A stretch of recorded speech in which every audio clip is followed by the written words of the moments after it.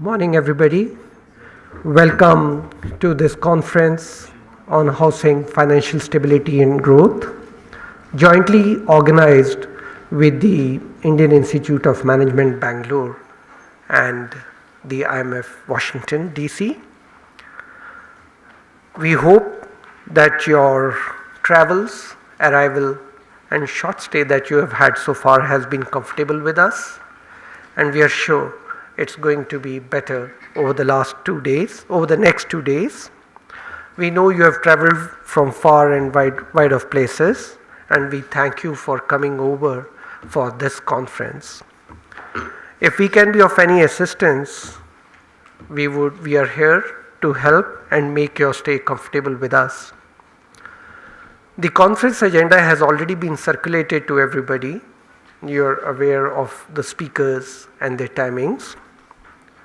So I won't go into the details of introducing the conference and the material here. I would now like to straight away go ahead and start with the proceedings of the conference. So permit me to invite Shri Verma, former chairman and managing director of National Housing Bank, a premier housing bank in our country, and at present a member of the prestigious Pension Fund Regulatory and Development Authority established in 2003 to promote old age income security. Mr. Verma has kindly consented to come and speak to us and give an inaugural talk because he has been at the National Housing Bank for nearly 2 decades, and he has been at the helm of National Housing Bank first as an executive director and then chairman and managing director of the National Housing Bank. Before I give the mic to him, I should mention when we conceived this conference about a year back, I went and approached him and requested that we at the IIM Bangalore and the IMF are planning if we could do a conference like this. And he was the chairman and managing director of National Housing Bank, and he said, this is a very good idea, this is a gap in Indian policy making, let's go ahead with it. I really feel fortunate that 1 year later, though he has moved to a different place, he is agreed to come and give an inaugural talk. Mr. Verma, please. Good morning, ladies and gentlemen. At the outset, let me thank Dr. Charan Singh and the Indian Institute of Management, Bangalore, to have invited me here this morning. It's indeed a privilege for me to be here among very eminent people. Dr. Arvind Virmani, Sri Ratna Sahai from the IMF, and we have some of my very dear colleagues from the banking industry here today, who I'm very happy to meet. Mr. K. N. Prithviraj, the former Chairman and Managing Director of Oriental Bank of Commerce, and Mr. R. K. Dubey, former CMD of Canara Bank. I'm particularly thankful to meet Dr. Charan Singh. I remember when he had approached me when I was in the National Housing Bank with the proposal for instituting a conference of this kind, which I had readily agreed to, and I considered it will be a very, very valuable initiative and very important value add for the Indian industry. At that point of time, National Housing Bank, we had launched in a very modest way a residential price index mechanism, which we had launched in 2007, and we were still on the learning curve when he came and met. There were a large number of issues, a number of gaps in the residential market and the real estate industry overall, which we were very seized of, and we knew those issues were sensitive and needed to be addressed. Policies around the real estate price index or residential price index or housing price index were not very clear, but we had to work in very close collaboration with the Ministry of Finance, Department of Economic Affairs, and the Department of Financial Services to see something of this kind to be introduced and launched in the Indian real estate market. That was the beginning. But then when we met, I think that was, we were very encouraged by the thought that the IMF also had chosen, or they were keen to work on this particular subject in emerging markets. And we're very happy, I'm very happy to see that the initiative has come this far and it has fructified. I do hope that this effort will continue and we have plenty of learning to do before we really consider this whole initiative as having been established. On my behalf, I must congratulate the IIM Bangalore and under the leadership of Dr. Charan Singh and the IMF who have agreed to be in India, and I understand that the first such real estate, the residential housing price index is going to be launched, which has been formulated by the IMF formally tomorrow. I did have a chance to go through some of the essential contours of this whole exercise, and I think it's going to be a big value for the Indian real estate industry and the housing market. On this subject now, I've seen the structure of the program and particularly impressed by the thoughts which have gone into the structuring of the program. The housing sector in India has evolved very rapidly over a period of time. The time when the National Housing Bank was set up as the apex regulatory body for the housing finance industry, as well as a financier for the housing finance, for the housing industry, and a promoter. In some quarters, it was felt that probably the roles are not very clearly defined and they could be mutually conflicting. We were very seized of that. We had the mandate which was given in the statute, in the act itself, and we could see the vision in the mandate. Housing finance, the housing sector at that point of time was considered to be purely a government-led program, a government-led initiative, or a government-supported sector. Housing shortage was growing over the years, and we had a huge backlog of housing shortage in the country. Resources were limited, government resources were even more limited. Market was not developed to serve the housing market, housing sector. There were no banking institutions who were really keen to get into housing. And there are good reasons for that. Banks had their priorities chalked out.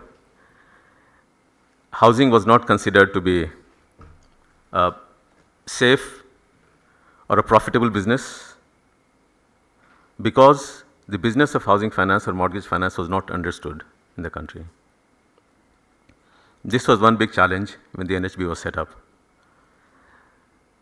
There was no regulatory framework for specialized housing finance institutions to undertake housing finance. So, two challenges. One, no financing happening for housing from any of the financial sector entities. And secondly, there are very few, just 3 specialized housing finance institutions who were doing housing finance. The space was too big. Players were very few. Housing shortage was growing in all segments of the population, and the flow of resources into the sector was very, very limited. Confidence building was a major challenge for the National Housing Bank, confidence building for all the stakeholders. So we really had to identify the stakeholders in the housing sector, and we got in very active and close dialogue with the government. We had to look at the possibility of housing policy being formulated. So stakeholders was one set of issues. We had the central government, which was clearly in the formulation of, they had the role to formulate a national housing policy, and which was important to give a sense of direction to all the players and the stakeholders.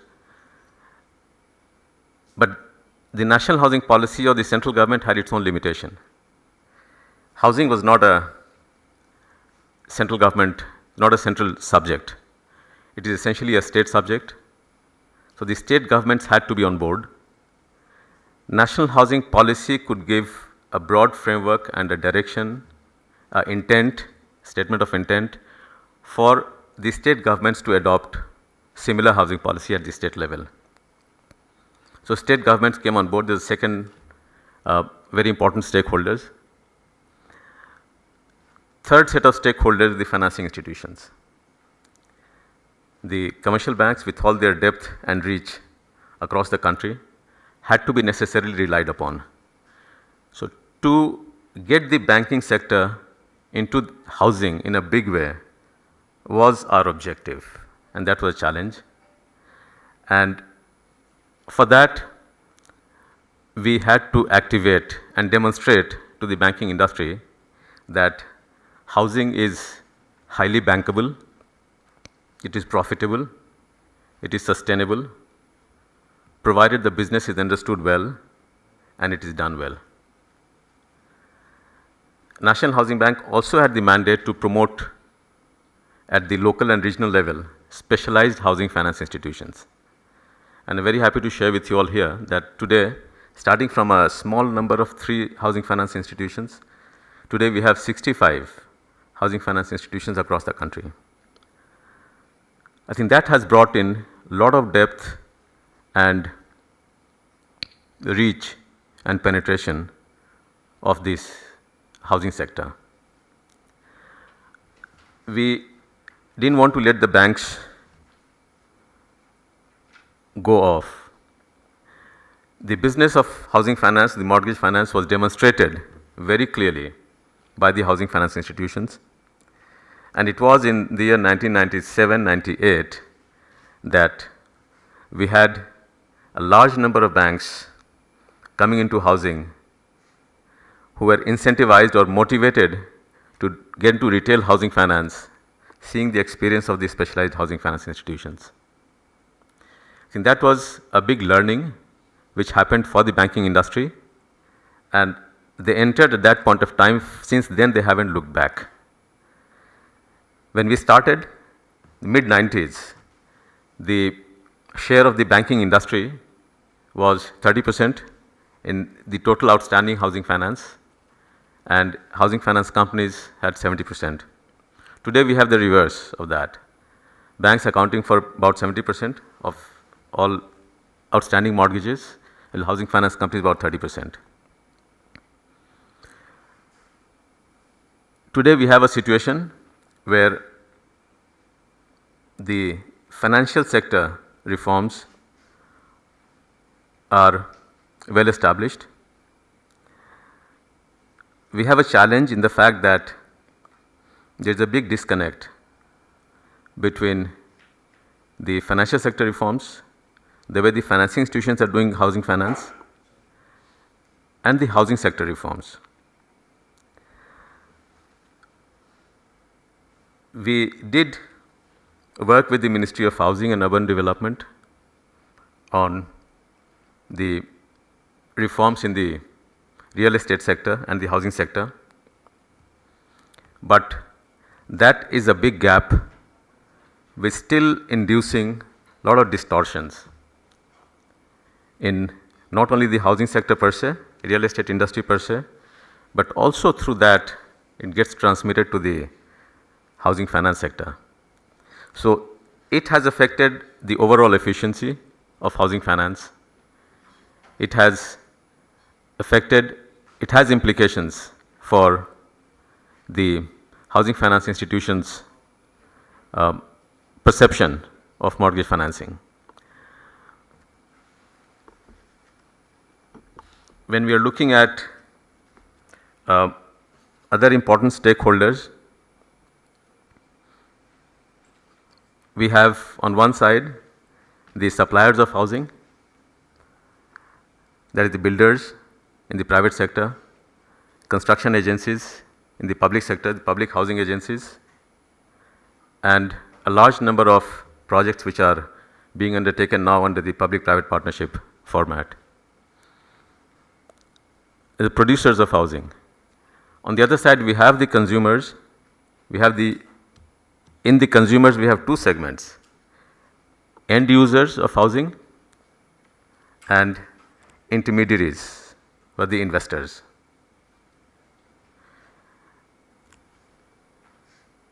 The consumption demand, or the demand from these two sub-sectors, the investors and the end users, are playing out in very different ways, both in the housing finance space as well as in the real estate space. That's one important area which needs to be understood very carefully, which has potential to distort the market and which also has potential to induce instability in the housing finance market. We haven't arrived at any solution, but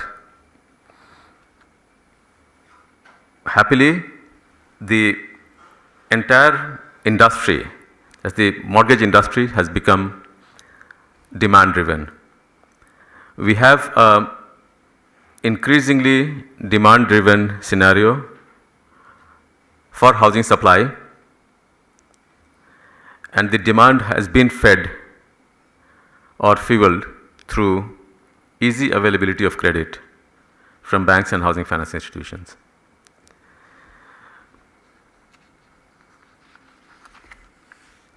The growth in the housing finance industry,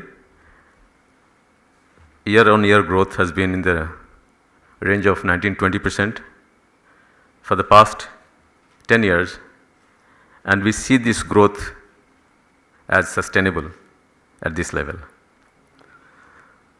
There are certain cushions in the industry which have in fact held the industry in good stead, and these cushions are in the form of: one, the prudential regulations for the financing institutions, and the regulator being right on top of the situation all the time. We have had perceptions of overheating of the market, overheating of the real estate industry, but immediate and swift regulatory interventions have resulted in softening of the market, have resulted in mitigating the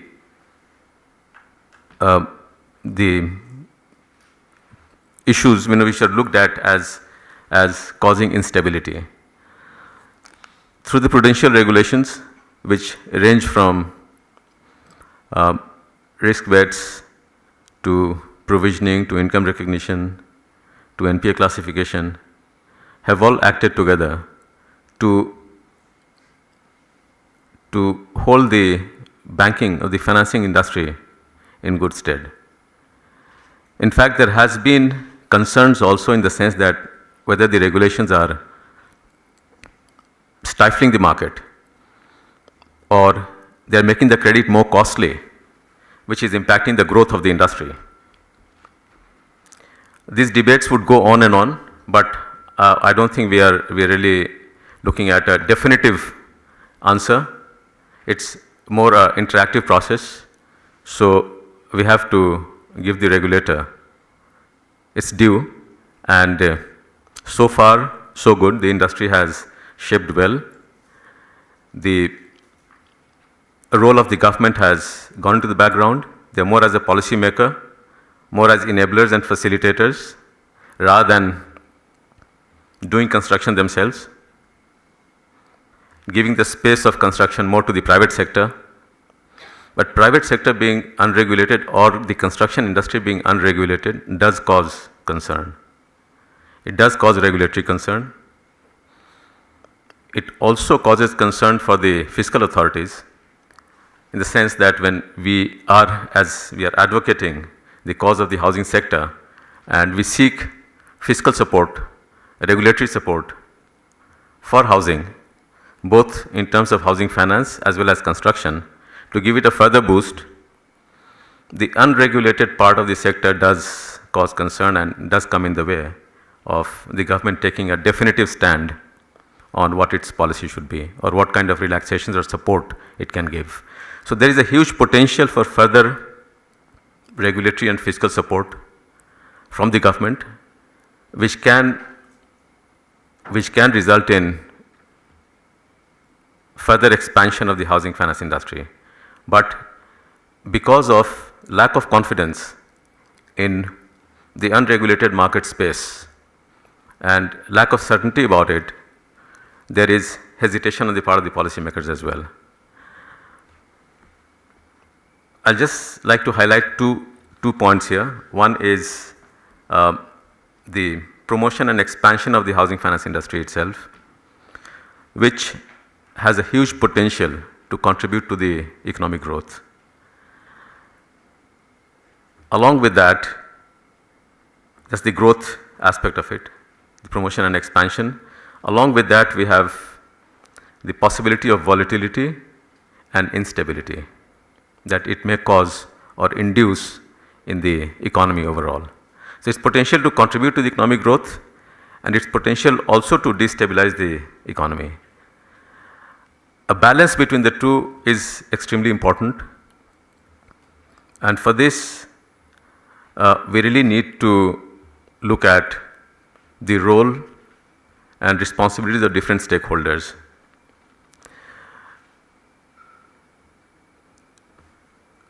Expansion versus I would say regulation. I would say that with experience in the National Housing Bank, where the institution has the responsibility or the mandate to ensure stable expansion of the industry, we have to look at the synergies between the two. Regulation for the sake of promotion, regulation for the sake of expansion. It may sound a little outlandish or sort of not acceptable immediately, but that's been our experience. It's been a very, very interactive process, and when we started off on a clean slate, we had nothing to regulate really, but we had huge regulatory powers. But there was nothing to regulate, it was regulating in a vacuum. So we really had to build up the industry first. We had to really see the industry move along sound and sustainable lines, and at the same time be close behind the market. Don't overtake the market, don't overregulate the market. Let it expand, let it find its own motion, let it move, but follow the market closely. And that's what we did. Among 66 housing finance companies, we started growing from 3. Not one housing finance company has gone under. Not one housing finance company has unfolded. And they have moved from strength to strength. Today, they are competing well with the banking industry, and banking industry with all its muscle and depth and reach, etc., and vitality. But our experience has been that we have seen the synergies between promotion, expansion, and regulation. And in right doses, in a judicious mix of all these 3 interventions, have helped the industry grow very well and along very sound and sustainable lines. We have also laid a lot of emphasis on building up the market infrastructure. When the whole sector was to be developed along market lines, we had to seek market-based solution which would be more sustainable and move away from government-supported regime.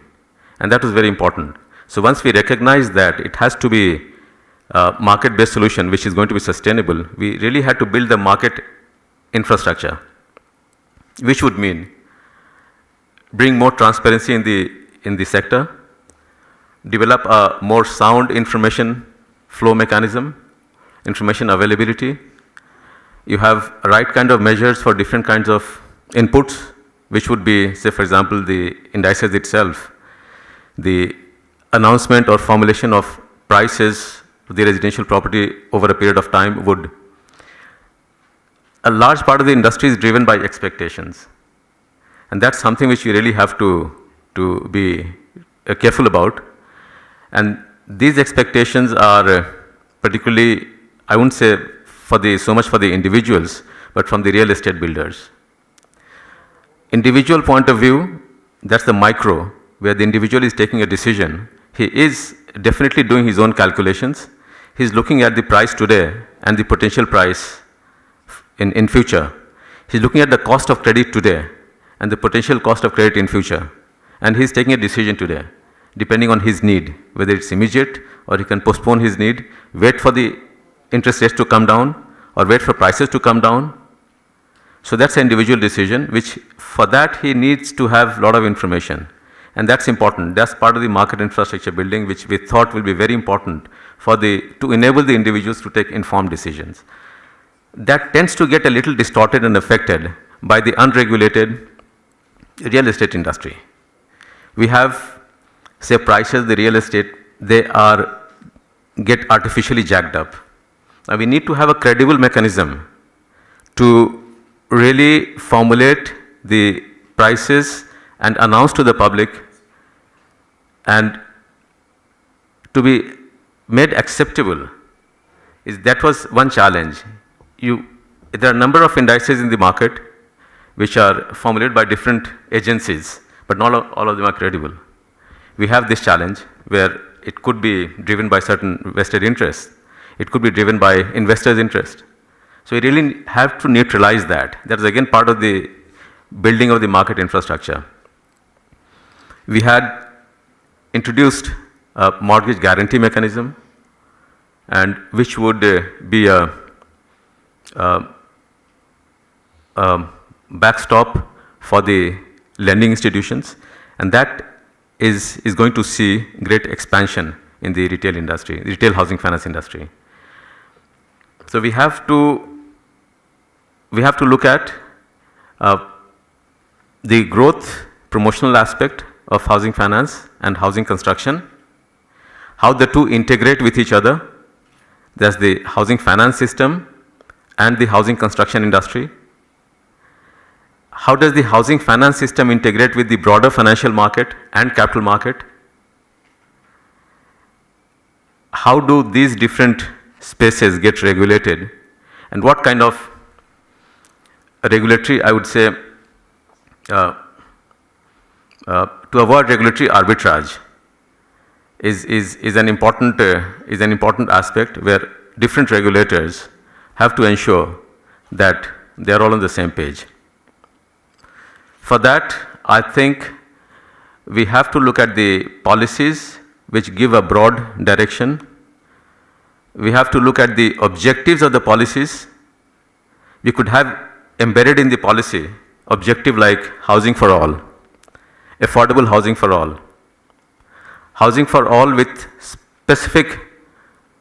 due regard to the housing for economically weaker section and lower income groups. These are different policy statements, policy objectives. How do they translate into action in reality on the ground? So for that, we need to look at what kind of institutional mechanism do we have, what kind of housing schemes do we have, what kind of financial products do we have, is there enough potential sustainability across all these different players, the program, the policies, products, schemes, and on top of this, the regulatory framework, which regulates different pieces. Within the housing finance market itself, we have the commercial banks, housing finance institutions, cooperative banks, regional rural banks, Apex Cooperative Housing Finance Societies, NBFCs, microfinance institutions. It has to take, in fact, all the institutions together to really make some kind of impact on the housing industry. Housing finance is one part of it, and housing construction is other part of it. We have today a scenario where the two are fairly well integrated, but I'll again highlight the distortions which still are present in the real estate and the construction industry. And they do tend to rub off on the housing finance industry. Within the financial sector, housing finance today is, which used to be operating on the periphery, on the borders of financial market when the NHB was set up, and today they are well entrenched, well integrated into the broader financial market and the capital market. So instability happening in the broader financial market can impact the housing finance industry. And instability in the mortgage industry or overheating in the mortgage industry, where the exposures today are very high with the financial sector institutions, that can induce instability in the broader financial market. That's something which is the downside, but we have to live with it, and that's something which we need to address and mitigate maybe. I think I'll end at this, and I know we have very eminent speakers here, and I would like to learn from them as well. But I just thought it was an opportunity for me to share some of my thoughts and perspectives, which we have developed over a number of years while working in the National Housing Bank. I'm very happy to have been here this morning and in the company of very important distinguished delegates here. And I'm particularly thankful to Dr. Sharan Singh, who gave me this opportunity to share some of my thoughts and perspectives with all of you.